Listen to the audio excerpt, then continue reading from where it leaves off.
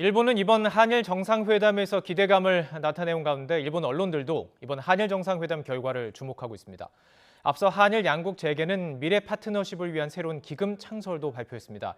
도쿄 특파원 연결해서 일본 분위기 알아보죠. 김세호 특파원. 네, 도쿄입니다. 자, 한일 정상회담 지금 진행 중이고 일본 언론들도 큰 관심을 보이고 있죠. 네, 그렇습니다. 일본 언론들은 윤석열 대통령과 김건희 여사가 일본에 도착한 직후부터 주요 동선 등을 시간대별로 상세히 보도했습니다. 특히 기시다 후미오 총리는 모두 발언을 통해 윤 대통령의 방위를 환영하면서 한일 간 형식에 구애받지 않고 빈번하게 서로 방문하는 셔틀 외교 재개를 발표했다는 점을 언급했는데요. 이번 전체 회의에서 한일 양국이 정치, 경제, 문화 등 여러 분야에서 정부 간 의사소통을 강화하는 데 의견을 나눴으면 한다고 말했습니다. 일본 언론들은 이와 같은 발언을 거의 실시간으로 전하면서 주요 의제와 관련한 양국 정상의 대화에 관심을 나타냈습니다. 이에 앞서 일본의 반도체 부품 수출 해제와 한국의 WTO 제소 취하 등의 소식도 비중 있게 전한 가운데 일본 정치권도 이번 정상회담 개최를 한일 관계의 긍정적인 신호로 보고 있습니다.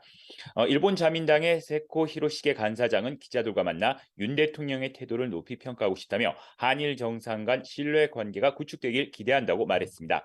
공명당의 이시케이치 간사장은 윤 대통령의 한일 관계 개선에 의욕이 느껴진다며 일본도 확실히 이에 응해야 한다고 강조했습니다.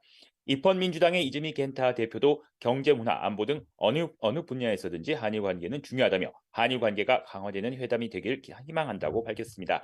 다만 일본 정치권에서는 우리 정부의 강제동원 해법안과 관련해 한국 정부가 언제든지 번복할 수 있다며 이번 정상회담에서 한국 정부의 약속을 확실히 받아야 한다는 의견들이 나오고 있습니다.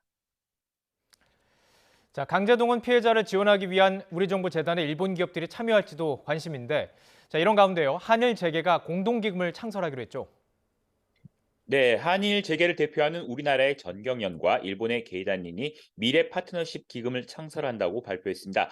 두 단체는 오늘 오후 도쿄 게이단린 회관에서 공동 기자회견을 열고 한일 이란 미래 파트너십 선언을 통해 이같이 밝혔습니다. 전경련과 게이단린은 지난 6일 우리 정부의 강제동원 해법 발표를 계기로 기금 조성 방안을 검토해 왔습니다. 공동 사업으로는 정치, 경제, 문화 등 분야에서 미래지향적 한일 관계 구축을 위한 연구와 사업, 그리고 젊은 인재의 교류 촉진입니다. 두 단체는 이러한 기금을 통한 공동 사업으로 양국 간 경제 관계를 한층 더 확대하고 강화해 나갈 것이라고 설명했습니다. 다만 김병준 전경련 회장 직무대행은 기자회견에서 강제동원 피해 기업이 기금 조성에 참여하느냐는 취지의 질문에는 개별 기업이 출연하는 것이 아니라 전경련과 계단인이 출연해 일단 시작한다면 개별 기업 참여 여부는 각각의 의사에 달렸다고 밝혔습니다. 지금까지 도쿄에서 전해드렸습니다.